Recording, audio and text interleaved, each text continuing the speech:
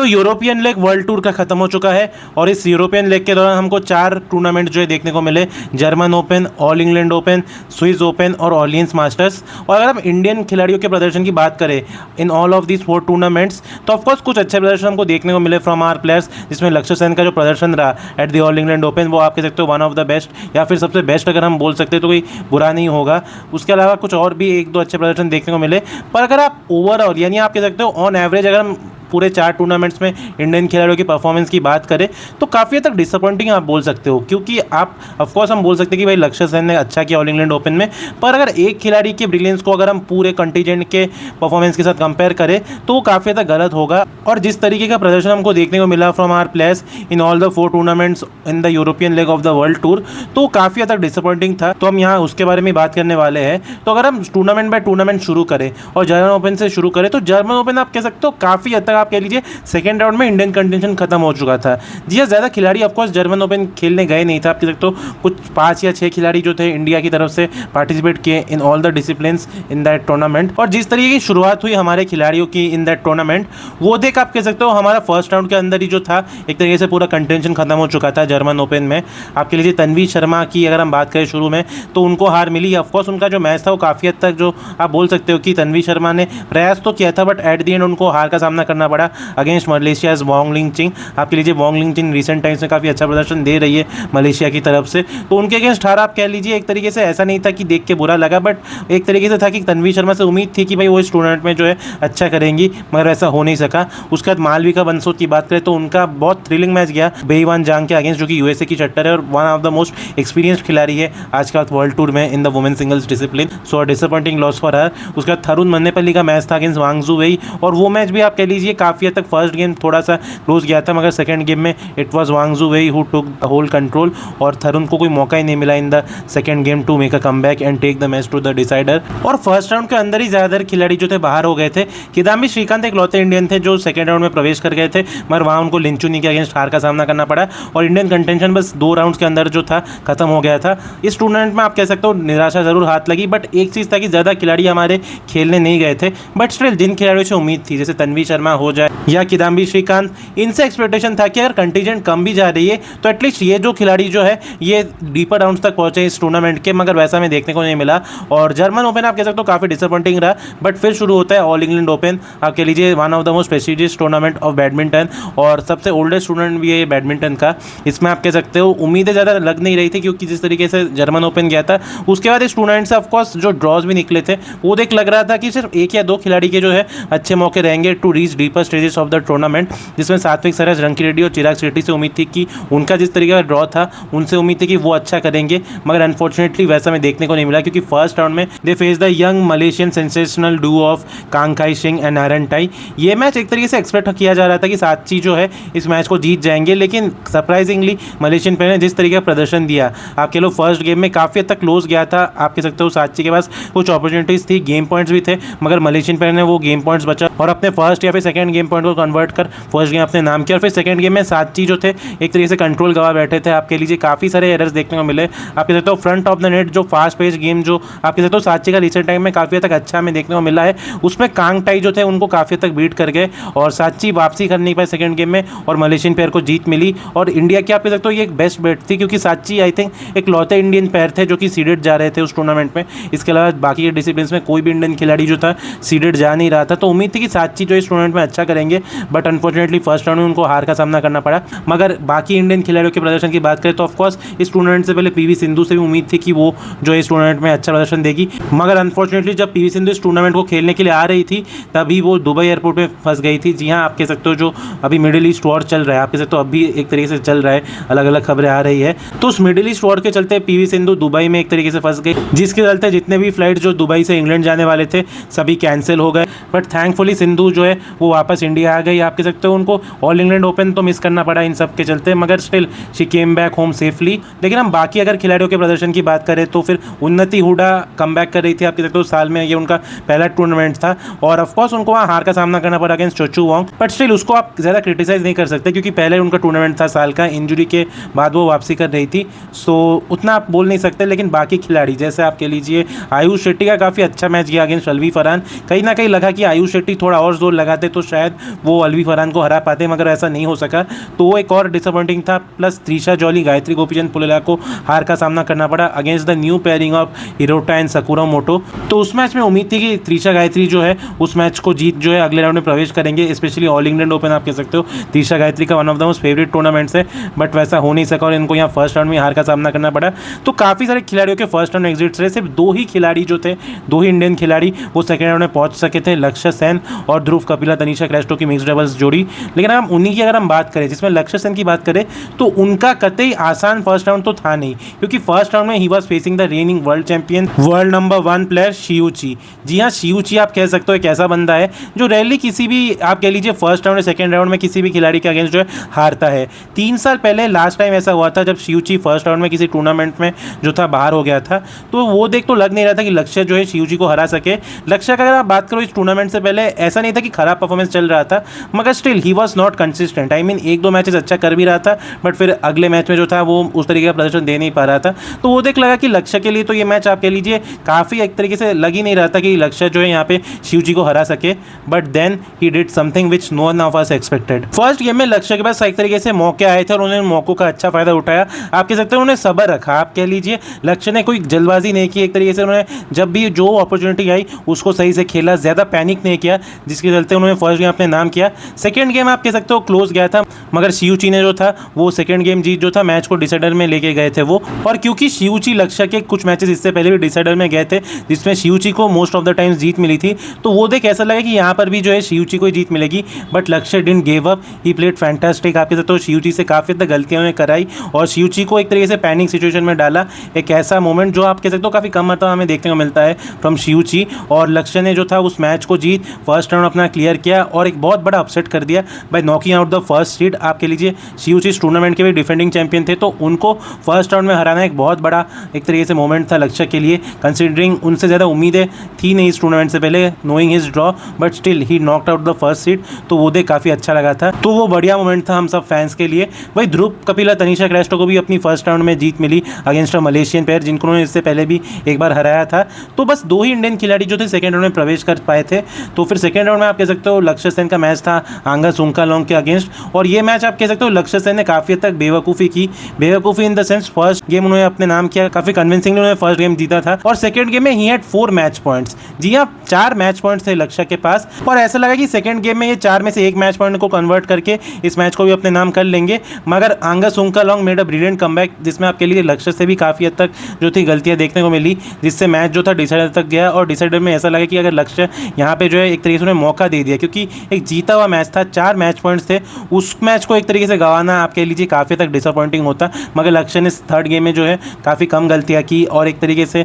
आंगा सुंकालोंग को ज़्यादा मौके नहीं दिए। आंगा सुंकालोंग भी आप कह सकते हो उस फॉर्म में दिखे नहीं, यदि उन्होंने सेकंड गेम में वापसी की थी, मगर वहाँ भी लक्ष्य से काफ़ी तक गलतियाँ थी जिससे उनको काफ़ी तक एडवांटेज मिला था, बट उस एडवांटेज का जो फ़ायदा है वो डिसाइडर में नहीं ले सके और लक्ष्य ने डिसाइडर में मैच जीत क्वार्टर फाइनल में जगह बना ली। वही ध्रुव कपिला तनिषा क्रेस्टो का जो मैच चल रहा था अगेंस्ट द 7 सीड टांग चुनमान सेइंग स्वेट जिनको उन्होंने वर्ल्ड चैंपियनशिप में हराया था पिछले साल, उनके अगेंस्ट भी आप कह सकते हो अच्छा मैच चल रहा था। फर्स्ट गेम काफ़ी क्लोज तरीके से खत्म हुआ जिसको हांगकांग पेयर ने जीता। सेकंड गेम में भी अच्छा मैच चल रहा था, हांगकांग पेयर के पास बस 1 पॉइंट की लीड थी, मगर फिर ध्रुव कपिला को कुछ बैक इश्यूज थे जिसके चलते उन्होंने इस मैच को जो था ध्रुव कपिला और तनिषा क्रेस्टो ने डिसाइड किया कि वो कंटिन्यू नहीं करेंगे और सेकंड गेम के बीच उनको रिटायर होना पड़ा, जिससे हांगकांग पेयर को जो है जीत मिल गई और वो क्वार्टर फाइनल में प्रवेश कर गए। तो at the and quarter finals day में हमको बस एक ही इंडियन खिलाड़ी कंटेंशन में देखने को मिलने वाला था और वो है लक्ष्य सेन, जिनका एक तरीके से ड्रॉ देख लग नहीं रहा था कि वो क्वार्टर फाइनल्स तक भी पहुंचेंगे, but he was doing well, तो उसका फल भी उनको मिला और क्वार्टर फाइनल्स में उनका सामना हुआ ली शिफेंग के अगेंस्ट, जिनके अगेंस्ट वो पिछले साल 3 मरतबा हार चुके थे। पर इस मैच में लक्ष्य ने ली शिफेंग को एक भी मौका नहीं दिया।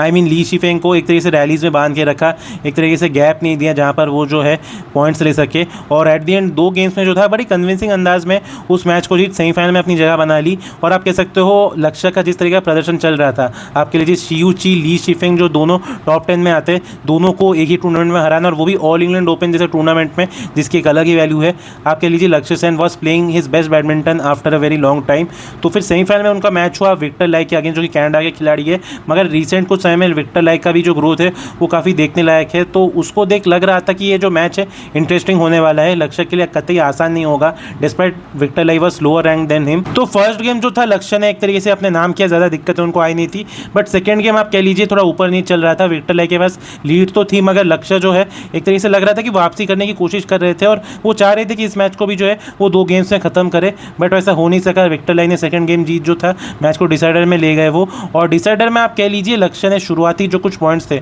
जो काफ़ी हद तक मुश्किल पॉइंट्स थे, आप कह सकते हो दोनों के बीच one of some best rallies हमको देखने को मिल रही थी। आप कह लीजिए टाइट डिफेंस का एक अलग ही कॉन्टेस्ट देखने को मिल रहा था हमें बिटवीन लक्ष्य एंड विक्टर लाई। तो मिड गेम में लक्ष्य के पास लीड थी, मगर उनको एक तरीके से पैर में कुछ हद तक ब्लिस्टर्स हुए जिसके चलते उनको दिक्कतें आ रही थी खेलने के दौरान, और वो मेडिकल ब्रेक ले रहे थे। लेकिन तभी एक ऐसी चीज़ हुई जो काफ़ी हद तक आप कह सकते हो मे बी गेम के सेंस में आप बोल सकते हो कि शायद सही डिसीजन था, मगर जब जैसी बातें जिस तरीके से सुनने को मिली वो सुन काफ़ी लोगों को बुरा लगेगा, क्योंकि लक्ष्य ने मेडिकल ब्रेक की मांग की थी, मगर तभी जो अंपायर थे उन्होंने डायरेक्ट बोल दिया कि आइदर प्ले और रिटायर। जी हाँ, ऐसा उन्होंने बोला, और एक तरीके से वो सुन हम सब फैंस को एक तरीके से बुरा लगा, मे बी गेम के प्रति आप कह सकते हो, क्योंकि उससे पहले भी मेडिकल ब्रेक लिया था लक्ष्य ने, शायद वो मेडिकल ब्रेक उन्होंने इंटरवल के दौरान लिया था, तो वो देख ऐसा लगा कि शायद ये वाला जो ब्रेक है वो कुछ हद तक शायद वैलिड नहीं था। मगर जिस तरीके से अंपायर ने उनको बोल दिया डायरेक्ट कि भाई आइदर प्ले और रिटायर, तो वो सुन काफ़ी तक बुरा लगा, मगर Lakshya took it as a challenge and even though he face some difficulty, एक तरीके से लग रहा था कि शायद विक्टर लाई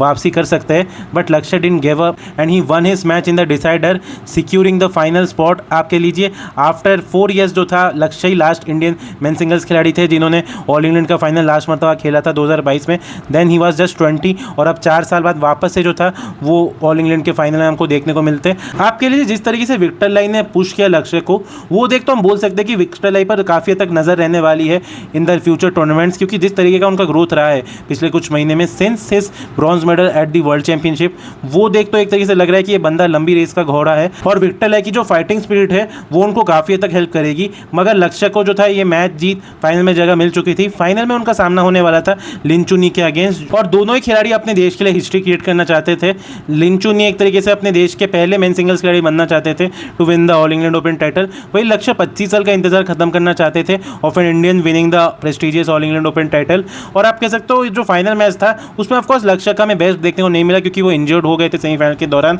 और जो फाइनल था उनका आई थिंक उनको 24 घंटे का टाइम भी नहीं मिला था to recover and play in the final, जिसका असर उनका हमें मैच के दौरान देखने को मिला। जिस तरीके से लिन चुनी का कांस्टेंट अटैक रहा, और लक्ष्य भी जो था अपने अटैकिंग गेम जो एक तरीके से अच्छा खेल रहे थे इस टूर्नामेंट में, वो अच्छे से खेल नहीं सके, और फाइनल जो था 2 गेम्स में लिन चुनी ने जीत ऑल इंग्लैंड का टाइटल अपने नाम कर लिया। लक्ष्य सेन के पास एक मौका था to win his first super 1000 level title, मगर वो हो नहीं सका, बट स्टिल काफ़ी अच्छा परफॉर्मेंस रहा लक्ष्य सेन का at the all England open. But अगर हम इस पूरे यूरोपियन लीग में इंडियन खिलाड़ियों के प्रदर्शन की ही बात करें तो एक लौता आप कह सकते हो पॉजिटिव नोट था, क्योंकि बाकी उसके बाद जो टूर्नामेंट्स में जैसा प्रदर्शन रहा उसको देख तो आप कह सकते हो मतलब काफ़ी तक निराशाजनक था। ऑल इंग्लैंड के बाद स्विस ओपन शुरू हुआ जो कि सुपर 300 लेवल का टूर्नामेंट था, एंड अनलाइक जर्मन ओपन जिसमें बहुत कम इंडियन खिलाड़ी हमको देखने को मिले थे, स्विस ओपन के लिए काफ़ी खिलाड़ियों ने जो था हमारे रजिस्टर उन्होंने किया था, और ऐसा था कि भाई इतने ज़्यादा खिलाड़ी अगर रजिस्टर कर रहे हैं तो एटलीस्ट सेमीफाइनल्स और फाइनल्स डे में हमको अच्छी कंटेंशन देखने को मिलेगी। But unfortunately quarter finals day के दिन हमको बस 2 ही इंडियन कंटेंशन जो है देखने को मिलने वाली थी,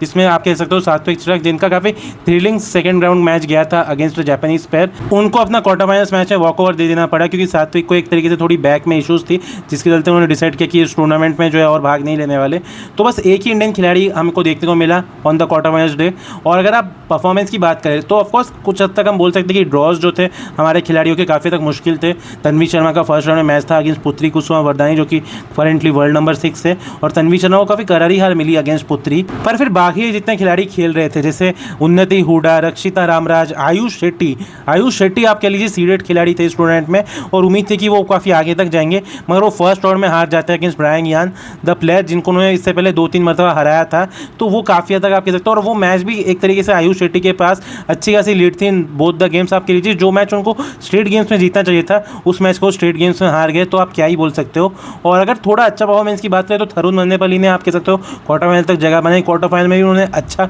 कोशिश किया था अगेंस्ट एंथनी सिनिसुका गिंटिंग जो ऑफकोर्स फॉर्म की तलाश कर रहे हैं after he missed out a lot of tournaments in 2025। तो यही चीज़ थी, मगर ओवरऑल परफॉर्मेंस अगर हम देखें तो बस एक ही अगर हमारा खिलाड़ी क्वार्टर फाइनल डे में देखने को मिलता है, और थरुण का आप कह सकते हो उन्होंने भरपूर प्रयास किया था, बट फिर भी उनको जो था हार ही मिली अगेंस्ट एंथनी गिंटिंग। तो Indian contention quarter final day के दिन खत्म हो जाता है एट द स्विस ओपन। पर फिर जब ऑलियंस मास्टर्स शुरू हुआ तो उम्मीद थी कि भाई ये भी एक सुपर 300 लेवल का टूर्नामेंट है, इसमें भी अच्छी खासी इंडियन कंटेंशन हमको देखने को मिलने वाली थी। तो ऐसा था कि एटलीस्ट यहाँ पे जो है हमारे खिलाड़ी अच्छा करेंगे, बट अनफॉर्चुनेटली वैसा कुछ था नहीं। यदि 1-2 अच्छी परफॉर्मेंस देखने को मिली, आप कह लीजिए तन्वी शर्मा जिनका पिछला जो कुछ टूर्नामेंट्स था कुछ अच्छा जा नहीं रहा था। उन्होंने इस टूर्नामेंट में काफ़ी अच्छा प्रदर्शन दिया, उन्होंने सुपर निदा केटोंग को हराया फर्स्ट राउंड में। उसके बाद नत्सुकी निरायरा जो कि 6 सीड थी टूर्नामेंट की, उनको क्वार्टर फाइनल में हरा के सेमीफाइनल में जगह बनाई। ईशानी बरुआ ने सेमीफाइनल तक जगह बनाई। यदि आप कह सकते हो बाकी के कुछ परफॉर्मेंस काफ़ी हद तक थोड़े निराशाजनक थे। फिर आयुष शेट्टी ने भी यहाँ पे वापस डिसअपॉइंट किया। यहाँ पे फर्स्ट राउंड तो वो क्लियर कर गए, मगर सेकेंड राउंड में आप कह सकते हो उनके पास एक जीता जाता मैच था, क्योंकि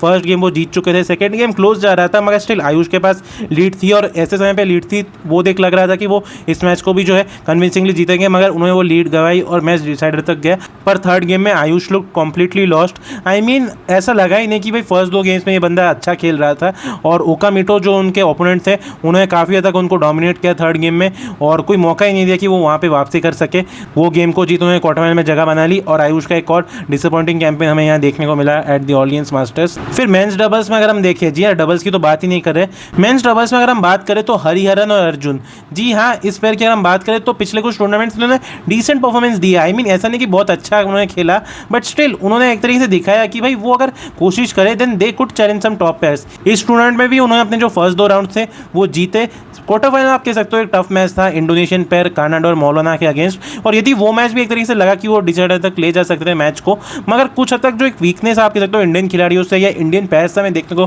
मिल रही है। आप कह लीजिए कोई भी डबल्स डिसिप्लिन हो कि अगर एक खिलाड़ी एक चीज़ में अच्छा है तो उसका जो पार्टनर है वो कोई और चीज़ में अच्छा है, उस चीज़ में जो उसका पार्टनर अच्छा है उसमें एक तरीके से अच्छा वो है ही नहीं। आप कह लीजिए कोई ऐसा एरिया लग ही नहीं रहा जिसमें ये दोनों खिलाड़ी जो है अच्छे हैं। एक तरीके से लग रहा है कि भाई ये लोग खेल तो रहे हैं मगर फिर भी इतनी सारी गलतियां ये लोग कर रहे हैं ना, मतलब आप कह लीजिए अगर कोई फ्रंट ऑफ द नेट अच्छा कर रहा है तो दूसरा एक तरीके से वहाँ पे हक दे रहा है, एक तरीके से कोई बैक ऑफ द कोर्ट जो है अच्छा कर रहा है तो दूसरा जो है बैक ऑफ द कोर्ट में खेलने के दौरान नेट में मार दे रहा है। तो ये आप कह सकते हो बहुत सारे इंडियन खिलाड़ियों या फिर इंडियन प्लेयर्स का आप कह लीजिए एक वीक पॉइंट रहा है। अब त्रिशा गायत्री की बात कर लो, ध्रुव तनिषा की बात कर लो, और ये आप कह सकते हो एक तरीके से इंडियन डबल्स के लिए प्रॉब्लम होता जा रहा है, क्योंकि हमारे खिलाड़ियों के पास ऐसा नहीं कि स्किल्स नहीं है, मगर ये अपने स्किल्स का एक तरीके से सही इस्तेमाल नहीं कर पा रहे, या फिर कुछ स्किल्स तो इनके पास आप कह लीजिए ये अपने पार्टनर से सीख नहीं पा रहे। सो लेट्स होप कि जहाँ पर अभी वो स्ट्रगल कर रहे हैं एक तरीके से, जहाँ पर जिन एरियाज़ में वो एक तरीके से फंस रहे उन एरियाज़ में वो इंप्रूवमेंट लाए, और तब जाके जो है ये एक डिसेंट पेयर, एक टॉप 20 पेयर एटलीस्ट बन पाएगी। बट सेमीफाइनल्स तक तन्वी शर्मा और ईशानी बरुआ ही पहुंचे, और सेमीफाइनल्स में आप बोल सकते हो दोनों को क्वालिटी ओपोनेंट्स का सामना करना पड़ा। तन्वी शर्मा का मैच था अगेंस्ट नोजोमी ओकुहारा जो कि फॉर्मर वर्ल्ड चैंपियन थी। ईशानी बरुआ का मैच होने वाला था against the emerging Thai badminton player Pitchamon और पाटनीपुट। तो ये देख तो लग रहा था कि ये जो दोनों मैचेस होने वाले हैं ईशानी और तन्वी के, दोनों क्वालिटी ओपोनेंट्स के अगेंस्ट होने वाले थे, और अगेंस्ट क्वालिटी ओपोनेंट्स ही वो एक तरीके से एक्सपोज हो गए आप कह सकते हो। दोनों का ही गेम आप कह लीजिए, तन्वी शर्मा का तो आप कह सकते हो काफ़ी वन साइडेड, यदि सेकंड गेम में एक तरीके से मौके थे जहाँ पर उन्हें इक्वलाइज किया था, और तन्वी शर्मा ने यदि नोजोमी ओकुहारा को पिछले साल सैयद मोदी के दौरान जो था हराया था, तो उम्मीद थी कि वो यहाँ पर भी जो है कुछ वैसा करे, मगर नोजोमी ओकुहारा आप कह लीजिए ज़्यादा गलती उन्होंने की नहीं। तन्वी शर्मा से काफ़ी कंटिन्यूस एरर्स हमें देखने को मिले, जिसके बारे में हमने अपने शॉर्ट्स में अपने रील्स में भी जो है बात की है, तो वो आप जाके देख सकते हो। बट एक तरीके से तन्वी शर्मा का आप कह लीजिए यही प्रॉब्लम रहा है कि इतने कंटिन्यूस एरर्स हमें उनसे देखने को मिलते हैं कि जो पूरा मोमेंटम रहता है वो पूरी तरीके से उनके ओपोनेंट की तरफ शिफ्ट हो जाता है, और फिर तन्वी वापसी भी नहीं कर पाती। ये लगातार हो रहा है, तो एक तरीके से कंसर्निंग फैक्टर बन रहा है तन्वी शर्मा के लिए, और अगर वो इसमें सुधार नहीं करती तो एक तरीके से उनके लिए फ्यूचर में काफ़ी तक प्रॉब्लमेटिक होने वाला है। एक तरीके से जो उम्मीद हम कर रहे हैं तन्वी शर्मा से कि वो इस मुकाम तक पहुंचेगी, वो शायद उस मुकाम तक ना पहुंच पाए अगर वो अपने इन एरियाज़ में जो है इंप्रूवमेंट ना लाए। 21-9 21-16 के स्कोर लाइन से जो था तन्वी शर्मा को हार मिली अगेंस्ट नोजोमी ओकुहारा। फिर अगर हम ईशानी बरुआ की बात करें तो ईशानी बरुआ का आप कह सकते हो मोमेंट्स थे ईशानी बरुआ के पास। फर्स्ट गेम तो काफ़ी वन साइडेड उनको हार मिली, लेकिन सेकंड गेम में आप कह लीजिए उनके पास लीड थी, मगर जैसे ही लीड थी तभी उनसे भी गलतियां देखने को मिली। ईशानी बरुआ का आप कह सकते हो इस पूरे टूर्नामेंट में रिट्रीविंग स्किल्स जो थे वो काफ़ी हद तक अच्छे थे। आई मीन कुछ बड़े मुश्किल शॉट जो थे वो एक तरीके से निकाल सकी। इवन इस मैच में जो आप कह सकते हो उनका जो डिफेंस था काफ़ी हद तक अच्छा था, मगर आप कह लीजिए अगर वो एक दो अच्छे शॉट्स या अच्छे सेव्स कर भी ले रही है तो फिर वो कुछ शॉट्स लंबे भी मार दे रही है। एक तरीके से जजमेंट का आप कह सकते हो काफ़ी हद तक इशू दिख रहा है। आप कह लीजिए एक तरीके से वो जज नहीं कर पा रही कि कौन से शॉट्स जो है वाइड जा रहे हैं। एक तरीके से लॉन्ग शॉट्स को तो फिर भी वो जज कर पा रही है, लेकिन कुछ शॉट्स ऐसे लगे कि भाई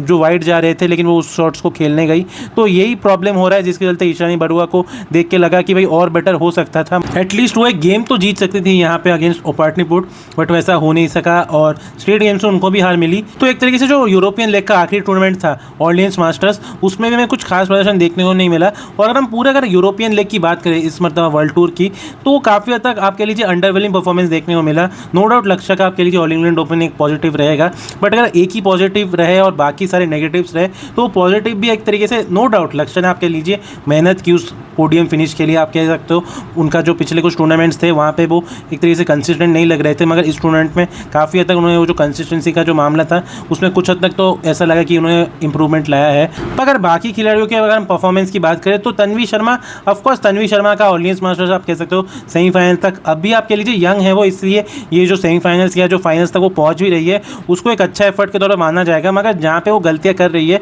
उसको देख एक तरीके से ये लग रहा है कि अब जो आने वाले टूर्नामेंट्स होंगे वहाँ भी अगर सेम गलतियाँ देखने को मिले, क्योंकि अब जो है बड़े टूर्नामेंट्स भी आएंगे। अभी एशियन चैंपियनशिप्स में तन्वी शर्मा का नाम आया है तो वहाँ पे वो कैसा करेगी देखने का रहेगा। फिर ऊबर कप आने का है, उसके बाद अगर वो अच्छा करती है, अगर उनका एक तरीके से रैंकिंग में ग्रोथ, क्योंकि अभी मैंने देखा कि वो 34th में आ चुकी है वर्ल्ड रैंकिंग में, और अगर थोड़ा और रैंकिंग में इंप्रूवमेंट आता है तो शायद वर्ल्ड चैंपियनशिप में वो हमें देखने को मिल सकती है, may be as a second और थर्ड इंडियन वुमेन्स सिंगल्स। और वो ऑफकोर्स एक बड़ा चैलेंज रहेगा for the 17-year-old girl. Ayush Shetty ने काफ़ी तक डिसअपॉइंट किया है टू बी ऑनेस्ट। आप कह सकते हो 3 टूर्नामेंट में बस एक ही टूर्नामेंट में वो सेकंड राउंड तक पहुंचे, वहाँ पे भी आप कह सकते हो फर्स्ट राउंड में उनको जीत मिली अगेंस्ट किरण जॉर्ज, इस ओन टीममेट। तो वो देख तो आप कह सकते हो एक तरीके से मेंटल ब्लॉक लग रहा है आयुष का against some players. I mean ऐसा लग रहा है कि भाई वो मतलब वो स्टेज में जहाँ पे एक तरीके से वो थोड़ा सा उन पर दबाव बनाया जा रहा है तो उस दबाव के आड़ में आ जा रहे हैं, जिसके चलते वो अपना जो नेचुरल गेम है वो नहीं खेल पा रहे, और उसमें काफ़ी तक उनको सुधार लाना पड़ेगा। क्योंकि आप कह लीजिए अब और मेजर चैलेंजेस आने वाले हैं। अभी थॉमस कप आने वाला है where he will be playing in the second men singles match, तो वहाँ पे वो कैसा करेंगे, क्योंकि जो सेकंड मेन सिंगल्स मैच है वो काफ़ी तक क्रूशल रहता है। आप कह लीजिए 2022 में जब हमने थॉमस कप जीता था तो किदाम्बी श्रीकांत एक भी मैच नहीं हारे थे as the second men singles player in that tournament. तो एक तरीके से आयुष शेट्टी को भी अच्छा करना पड़ेगा, तब जाके जो है इंडिया के कोई मेडल चांसेस होने वाले हैं in this years Thomas cup. मगर फिर त्रिशा जॉली, गायत्री गोपीचंद पुलेरा की बात करें तो वापस से थोड़ा आप कह लीजिए इंजरी इशूज़ देखने को मिला, जिसके चलते उनका जो स्विस ओपन मैच था फर्स्ट राउंड में उनको वहाँ रिटायर होना पड़ा। तो ये तो एक तरीके से आप कह लीजिए मतलब अभी डेली का हो चुका है कि भाई त्रिशा गायत्री जब भी मतलब थोड़े से कुछ टूर्नामेंट्स में हमें खेलते हुए देखने को मिलेंगे तभी उनको वापस से इंजरी होगी, जिससे वो अगले कुछ टूर्नामेंट्स में बाहर रहेंगे। तो ये तो एक तरीके से पैटर्न बन चुका है। फिर ध्रुव तनिषा का कुछ खास परफॉर्मेंस आया नहीं। तो इंडियन बैडमिंटन अगर एज अ होल देखें तो काफ़ी डिसअपॉइंटिंग परफॉर्मेंस रहा यूरोपियन लीग में ऑफ द वर्ल्ड टूर। और अब तो और भी कुछ बड़े टूर्नामेंट्स आने वाले हैं, बैडमिंटन एशियन चैंपियनशिप आने वाला है जहाँ पे मेडल्स का आप कह सकते हो एक तरीके से चांसेस रहने वाले हैं कि अगर आप सेमीफाइनल तक पहुँचते हो तो आप मेडल जीतोगे। उसके बाद थॉमस और ऊबर कप भी है जहाँ पर आप कह लीजिए इंडिया का जो ग्रुप है ऊबर कप में स्पेशली देखें तो काफ़ी तक मुश्किल ग्रुप होने वाला है। तो वहाँ पर क्या करने वाले हैं, इन थॉमस कप में भी आप कह लीजिए चाइना है ग्रुप स्टेज में, तो वहाँ पर हमारे खिलाड़ी क्या करेंगे। मगर ये यूरोपियन लीग तो आप कह सकते हो जो वर्ल्ड टूर का था वो काफ़ी हद तक सिवाय कुछ 1-2 परफॉर्मेंस के काफ़ी हद तक डिसअपॉइंटिंग था। सो लेट्स होप हमारे खिलाड़ी जिन एरियाज़ में थोड़ा स्ट्रगल करते हुए हमें देखने को मिल रहे हैं उन एरियाज़ में हमें थोड़ा उनका इंप्रूव्ड वर्जन देखने को मिले in the upcoming tournaments where they will be participating. आप कह सकते हो बहुत सारे बड़े टूर्नामेंट्स आने का है, तो एक तरीके से उम्मीद रहेगी हमारे जितने भी खिलाड़ी चाहे वो यंग हो या फिर एक्सपीरियंस्ड खिलाड़ी हो वो एक तरीके से अच्छा प्रदर्शन दे। और आप लोग ही क्या रहे हमारे खिलाड़ियों से रिलेटेड, जिस तरीके का उनका प्रदर्शन रहा in this European league of the world tour, उसमें आप लोगों की क्या राय है, अपनी राय हमें ज़रूर बताना। और अगर वीडियो अच्छा लगा तो हमारे वीडियो को लाइक ज़रूर करना, चैनल को सब्सक्राइब ज़रूर करना, क्योंकि वो काफ़ी हद तक हमारे लिए ज़रूरी है। वापस से बोल रहा हूँ, तो अपनी राय ज़रूर देना। हम आपसे अगले वीडियो में मिलेंगे, तब तक के लिए अपना ख्याल ज़रूर रखना। धन्यवाद।